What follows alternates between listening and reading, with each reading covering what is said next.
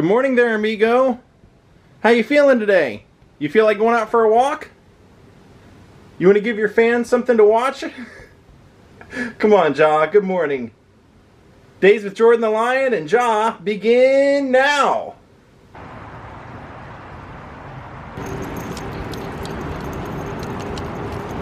Of course, last night we had another night of rain.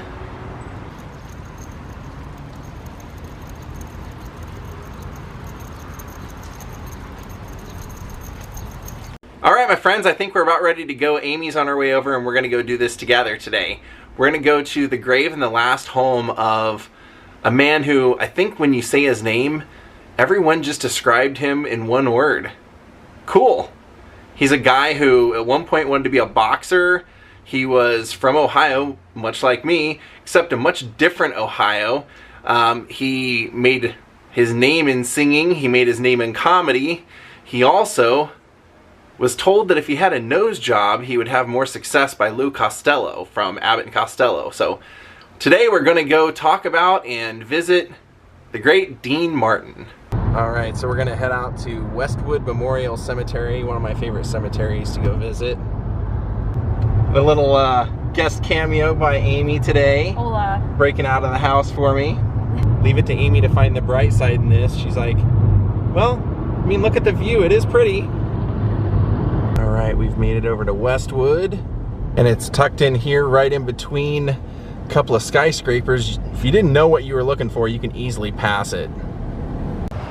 Alright, now let's go visit the great Dean Martin. So Dean is actually over here on the side in the Sanctuary of Love. Very fitting.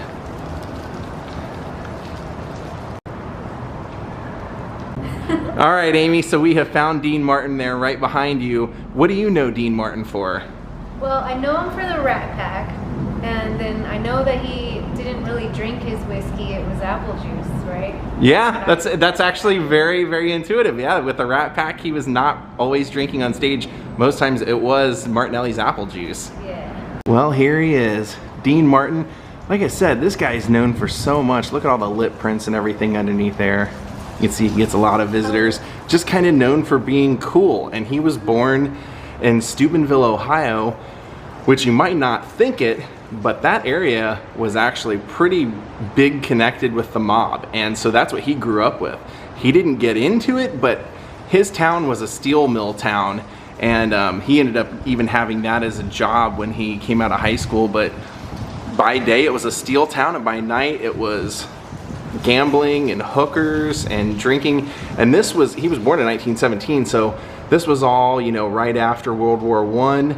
And Dean, when he was 16, decided to become a boxer. Now, he was not a very good boxer because he lost more fights than he won, so that only lasted a year. And then he, like I said, decided just to give up and go work in the steel mills. Now, that all changed when one of his best friends and he took a road trip out to Hollywood, and he came out here and he was so inspired by seeing stars and seeing the lifestyle that he went back to Ohio and started working on becoming a singer. So Dean, early on in his life, had started out with his singing career, and he was making his way for about 5 years all over Ohio, just performing anywhere that he could. And he, at the age of 23, fell in love with an 18-year-old girl that saw him perform. She wanted to stand out, and so she bought a big red sombrero and started showing up to his performances wearing that sombrero. And he thought it was so funny that he ended up obviously noticing her and started dating her. And then they had children, were married, and to build his career, he actually left her in Cleveland with their kids. They had 3 kids at the time. He left her in Cleveland and he took off to New York and lived with his agent in a one-room apartment trying to get anything going. Now, as you can imagine, Dean was not an altar boy. He was a good Italian boy raised by his mother. He really showed no emotion throughout his life. His mom taught him that, you know, you don't cry, you don't show emotion.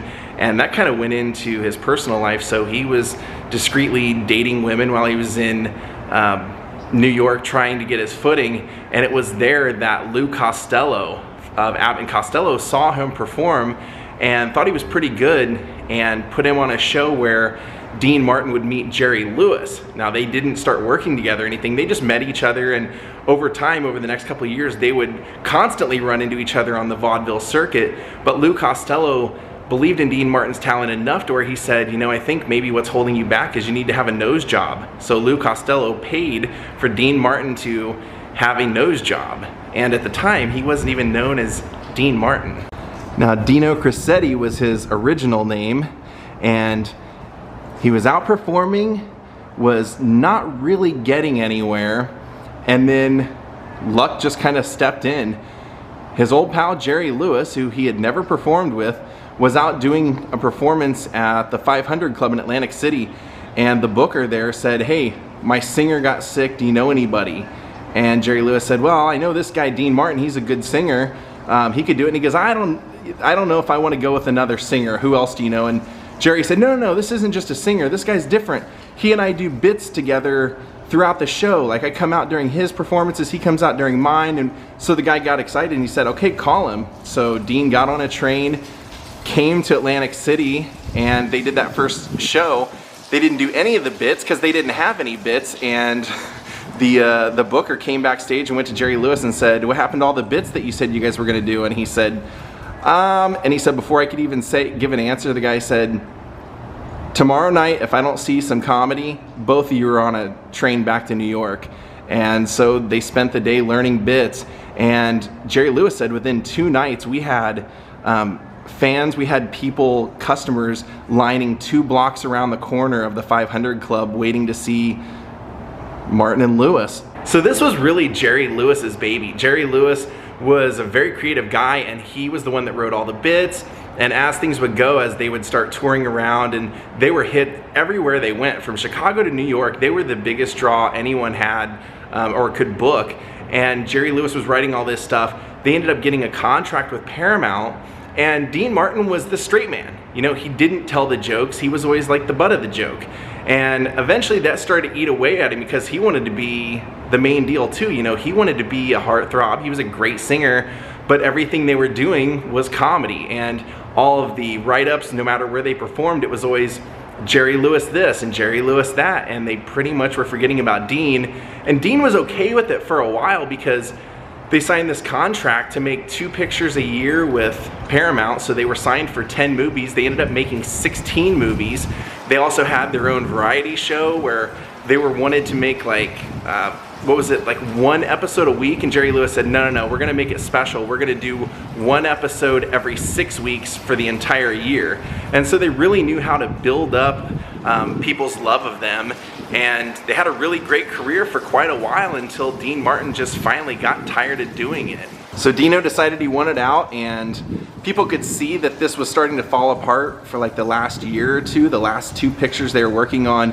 And actually the studio were so afraid that they were gonna break up that they sent a reporter to cover the entirety of filming one of their last pictures, because he said, we know if there's a reporter there, they won't have blow-ups at each other, they won't fight or anything. But 10 years to the day that they started as a comedy act, they ended as a comedy act. And Dean Martin went off, and first he did a screen test, and they didn't really think that he was a great speaker on his own, but then eventually he got cast for a movie that wasn't a very big hit, but he was really great in it, and his movie career started to take off. He ended up getting his own comedy variety show himself that lasted for almost a decade. He would have guest stars, people like Bob Newhart, and it was funny because Bob Newhart said, you know, after a while you didn't even bother learning the script because Dean never followed the script. A lot of times he would kind of expect the person he was working with to know the script, and he would just make up whatever he wanted. So the show was a hit despite there really being no organization. And eventually Frank Sinatra saw one of Dean Martin's movies, and Frank was making a movie and said, you know, I don't want to be out here making this movie alone. I need somebody who likes to drink and likes to party to come out here and hang out with me. So he got Dean a part in the movie, and they were exact opposites. Frank was very bossy, very edgy, like he could get angry very quickly, and Dean Martin was the opposite. He was Mr. Go with the flow, Mr. Laugh it off, and they said every time you could see Frank starting to get really angry and get worked up and ready to blow up on a set, Dean would know some comedic thing to say to him that would just make Frank chill out. So they ended up forming the Rat Pack, these guys that basically their gimmick was that it was like, you know, Peter Lawford and Joey Bishop and Sammy Davis Jr., Frank, Dean. They were basically like a lounge act that did songs, but they also did comedy based on them being ladies' men. So a lot of their jokes, even though Dean was married, he was actually married 3 times, he was still making jokes as though he was taking women up to his room. And, you know, I remember one of the jokes he said is, he goes, "I'm tired of doing 6 shows a night." And Sammy goes, "Where are you doing 6 shows a night?" He goes, "4 here and 2 upstairs in my room." So even though Dean wasn't really around for most of his 3 kids with his first wife, he had a second wife and they had 4 kids, and they decided that they wanted all of the kids together. And so Dean actually got custody of all the kids. So it was him now being a father, from basically not being a father and never being home to being the parent of 7 kids. And he was still out doing lounge acts, he was still out earning a living, he was doing the Riviera, he's a mainstay around Vegas. And then he started basically doing television, doing guest roles on different things. And one of my favorite things that he did was the Cannonball Run movies. He was absolutely hilarious in Cannonball Run. But I think what he probably will be remembered for most are the Dean Martin roasts. Anytime you can pop one of those on, there's some of the greatest jokes, just people busting each other's chops night after night. And as much as it looks like that's all off the cuff, I read that that was actually very methodically organized. That show, all the jokes were pre-written, everything was detailed, it was all filmed out to a T. But you can turn any one of those on, and to me, like, I'll just die laughing watching those old roasts. So sadly, where everyone seems to say Dean's life change was his son Dino was in the military, and he was a pilot. And one night he was flying over the San Bernardino Mountains and disappeared. They couldn't find his plane on radar, they couldn't find a wreckage or anything, and it was snowing, and over a couple of days they eventually did find the wreckage. And Dean just basically had crushed his heart. From 1987 on, Jerry Lewis, Frank Sinatra, they said, you know, that he just wasn't ever the same. He was like a shell of a man. He would basically spend his days drinking, or going to, he had specific restaurants from various times that he liked. He would just go to those same restaurants every night and eat spaghetti and drink scotch. So one of the great stories that I've heard since I've lived out here is my friend Scott Michaels with the YouTube channel Dearly Departed Online. He used to like kind of roam around town, and he found out back in the 90s that Dean Martin always would eat on Sunday nights at the Hamburger Hamlet. So he said one night, I decided to go in there, and I sat right in a spot right between where Dean always sat and where the TV is, knowing that he would have to see me. And he said sure enough he did. He said, "Hey big fella, you mind moving over a little bit so I can see the TV?" And then he bought him a beer. Now an interesting story that I heard about Dean Martin I really didn't know, and I made me have a lot of respect for him, was that he said he was not political in any way, but Frank Sinatra, when the Rat Pack formed, was, and he was a big supporter of John F. Kennedy until Bobby Kennedy basically told John to not affiliate with Frank anymore because of his mafia ties. Dean was kind of getting thrown in there because of Frank to attend a lot of like fundraisers and different things, and Sammy was supposed to get married, and Sammy was marrying a white woman, and apparently the Kennedy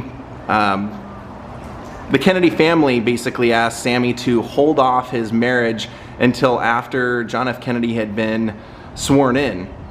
And when Dean Martin heard that, he said he was beside himself. He said he refused to go into the swearing in, and when Sammy decided to continue on with his wedding, Dean went to the wedding and said he actually gave Sammy a lot of credit for not letting something like that affect how he lived his life.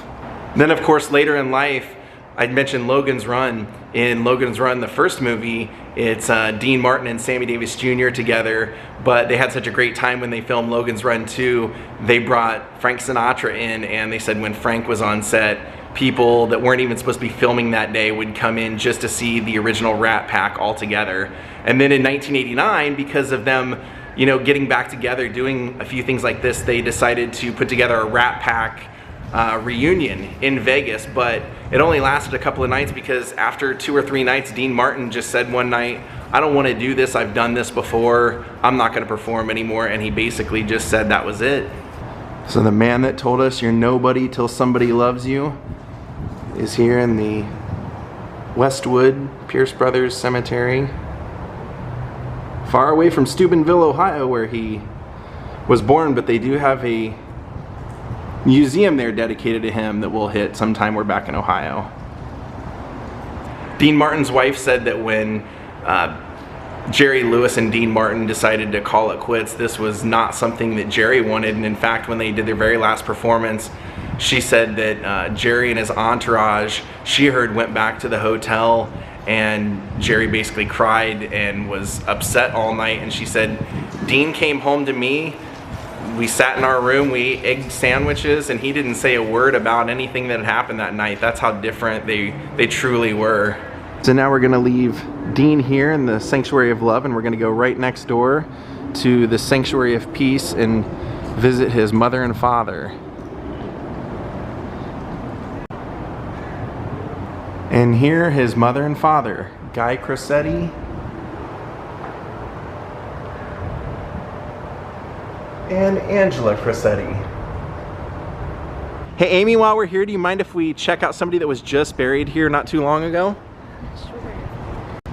Even though his name's not added to the headstone yet here, this is where Kirk Douglas is buried. Are you sure? I'm very positive. Over 100 years old. Amy, you mentioned something as we walked up to this. You said this is where they had Marilyn's funeral, and I was telling you, yeah, I was literally just watching something today that they showed footage of them bringing her out of here and wheeling her casket out this way before all of these graves that are over here were here. And she's actually buried right out in that section over there. Or interred, yes. You're so smart. But I've never thought to actually look in and see what it looks like, so I'm kind of curious as to what it looked like, where they would have had her service. Yeah, if you look for photos of the day of her funeral, you can see them wheeling her casket out here after the services. And Joe DiMaggio driving off in the back seat of a car through here. Now let's go take a look at former Beverly Hills home of Dean Martin. So now we're in Maple Drive. We're looking for Dean Martin's house. And this was his last home. He died of lung cancer. He was a heavy smoker his whole life, and drinker, of course. And Amy was totally right. Even though he was a heavy drinker in his real life, when he was doing the Rat Pack stuff on stage, he actually wouldn't drink. That was all kind of fakery. He was doing the apple juice, but unfortunately at the age of 78 years old, on Christmas Day, 3:30, Dean Martin passed away. What a life he led, though. My gosh. What a beautiful house, too.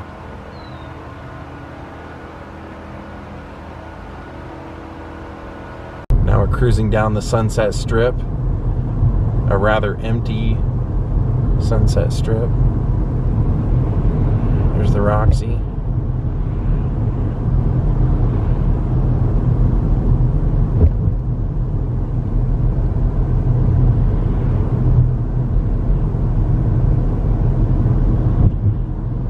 There's the Whiskey A Go-Go in the corner. Here's the Comedy Store and the old Hyatt, the Riot House. Comedy Store sign says stay healthy.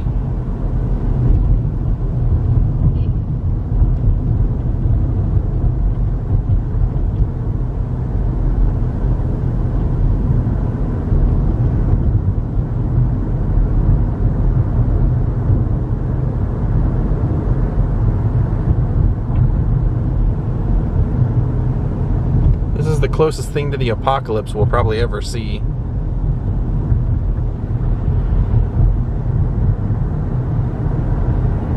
And there's Pink Taco and the Chateau Marmont.